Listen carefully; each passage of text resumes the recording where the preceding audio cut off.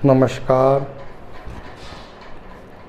हम विगत कुछ दिनों में आनंद सूत्रम के संग आनंद मार्गदर्शन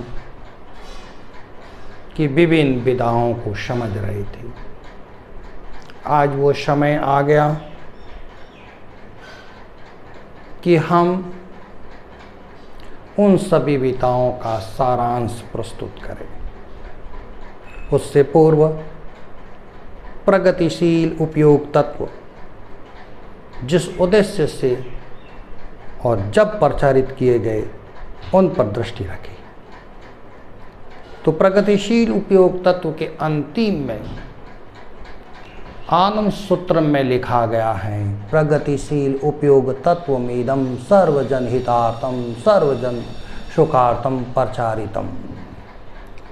प्रगतिशील उपयोग तत्व सर्वजन के हित में, सर्वजन के सुख में प्रचारित किए गए।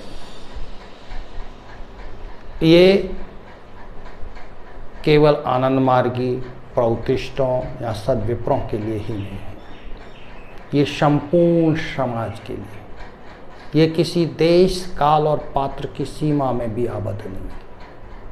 ये भारत के लिए जितने सत्य हैं उतने ही अमेरिका के लिए भी सत्य हैं।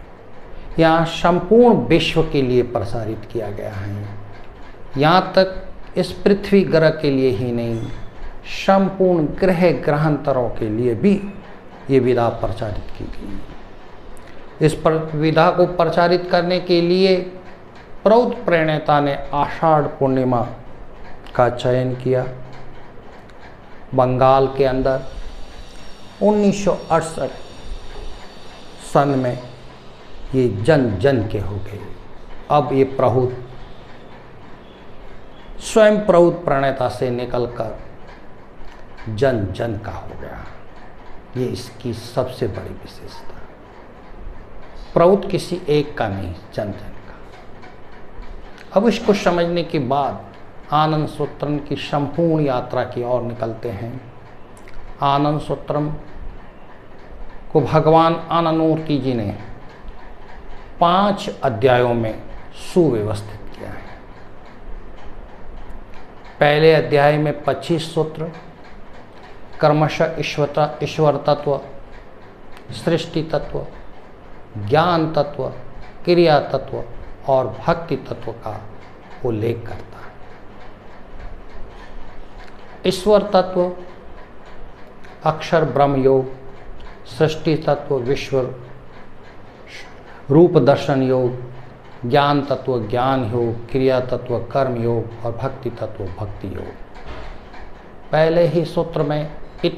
पहले ही अध्याय में इतना बड़ा संगम किया गया।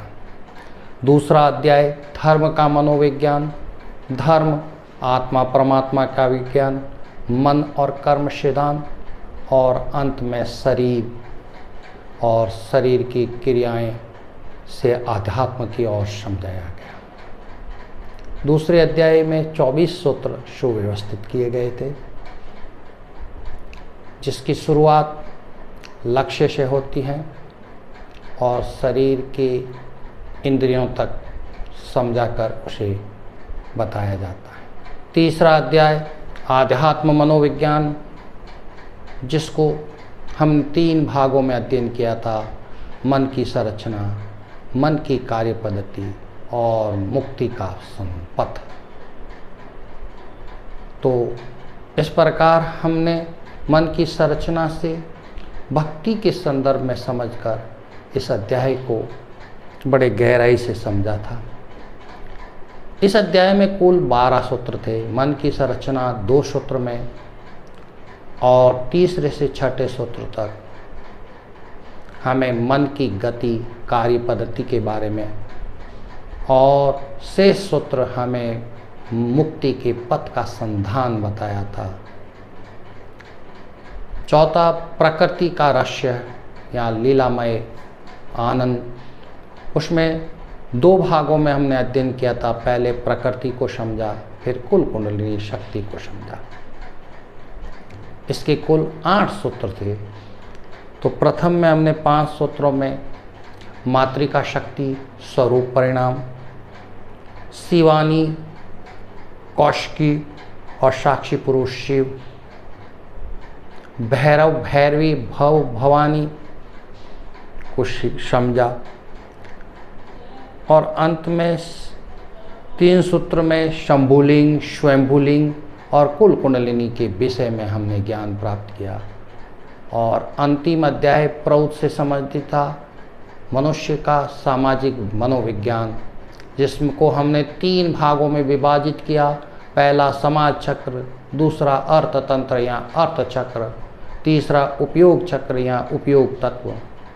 उपयोग तत्व किस प्रकार से प्रगतिशील बना, ये 5 प्रौत के मूल सिद्धांतों में हमने समझा। हमने अर्थचक्र कैसे व्यक्ति से समाज, समाज से विशेष व्यक्ति और विशेष व्यक्ति से आम आदमी, और जिसके मूल में उपयोग था। उपयोग चक्र जिसके मूल में प्रगतिशील थी, समाज चक्र जिसके मूल में सद्विप्र था। अंत में हमने समझा कि प्रगतिशील उपयोग तत्व सर्वजन हितार्थम सर्वजन सुखार्थम प्रचारित किए गए। आषाढ़ पूर्णिमा का दिन इसके लिए चयन किया गया, बंगाल की जगह चयन की गई और 1968 में इसे जन जन के लिए प्रचारित किया गया। तो इस तरह हमने आनंद सूत्रम को के 85 सूत्र को पूरे विस्तार से समझे। आगे भी आनंद मार्गदर्शन और मनुष्य के लिए आनंद मूर्ति जी के अवदान, और मनुष्य के लिए जो जो अवदान जिन जिन लोगों ने खोजे हैं, जिन जिन लोगों ने अपने कर्म योग द्वारा उनको आत्मसात किया है, उन्हें समझने की कोशिश करेंगे। उन रहस्यों को भी समझेंगे जिनके बारे में एक नई शोध होती है। तो एक बार फिर मैं आनंद सूत्रम को प्रणाम करता हूँ। नमस्ते। आनंद सूत्रम के इस एपिसोड में आप सभी का स्वागत किया था। आज हम आपका पुनः अभिनंदन करते हैं। जुड़े रहे आनंद मार्ग के संग, अपने जीवन की यात्रा को प्रारंभ कीजिए, अपने जीवन को समझिए कि आखिर में आनंद मार्ग क्या है। वो आनंद सूत्रम को एक बार संक्षेप में, पहला अध्याय दर्शन शास्त्र था जिसमें 25 सूत्र थे, जिसको 5 भागों में हमने अध्ययन किया। ईश्वर तत्व, सृष्टि तत्व, ज्ञान तत्व, क्रिया तत्व और भक्ति तत्व। दूसरा अध्याय धर्म का मनोविज्ञान था जिसमें 24 सूत्र थे, जिसको 4 भागों में हमने विभाजित करके अध्ययन किया। धर्म का मनोविज्ञान, आत्मा परमात्मा का विज्ञान, मन का विज्ञान और कर्म और शरीर का विज्ञान। और तीसरा सूत्र जो आध्यात्म मनोविज्ञान था, उसे 3 भागों में विभाजित करके हमने अध्ययन किया। पहला हमने मन की संरचना, दूसरे में मन की गति और कार्य पद्धति, तीसरे में मन की मुक्ति का संधान हमने अध्ययन किया। चौथा अध्याय प्रकृति के रहस्य का ज्ञान था, जिसको हमने 2 भागों में विभाजित करा। प्रकृति, सृष्टि का मात्र और पुरुषोत्तम, शिवानी कौशिकी या शिव, भैरवी या भैरव, भवानी या भव, कुल कुंडलिनी शक्ति के दोनों बिंदु, शंभुलिंग और स्वयंभुलिंग, और सकल धनात्मक शंभुलिंग और सकल ऋणात्मक स्वयंभुलिंग, और कुल कुंडलिनी मूलभूता ऋणात्मक के बारे में अध्ययन किया। अंत में समाज का मनोविज्ञान प्रौत के माध्यम से समझा, जिसमें समाज चक्र की सभी अवस्थाएं, 5 घटक, शूद्र क्षत्रिय वैश्य, शूद्र क्षत्रिय विप्र वैश्य, और उसके केंद्र में सद्विप्र। 6 अवस्था, प्रकृति, स्वाभाविक परिवर्तन, क्रांति, विक्रांति, विप्लव, प्रतिविप्लव, परिक्रांति, इन सब के बारे में अध्ययन किया। और उपयोग तत्व की 5 अवस्थाएं, जिसके उपयोग उसके मध्य में था। व्यक्ति विशेष, व्यक्ति की विशिष्टता या विचित्रता, समाज का धन संचय पर समाज का अधिकार, और प्रगति विशिष्ट व्यक्ति और आम व्यक्ति। और अंत में हमने उपयोग चक्र, जिसके प्राण में प्रगति थी,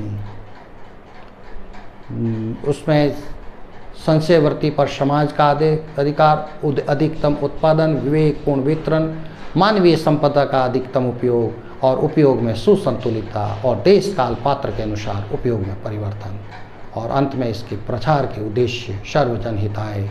प्रचार की तिथि आषाढ़ पूर्णिमा, जगह बंगा, और 1968 का सन हमने स्मरण किया। इसी के साथ नमस्कार। आगामी वीडियो समय समय पे आता रहेगा। धन्यवाद।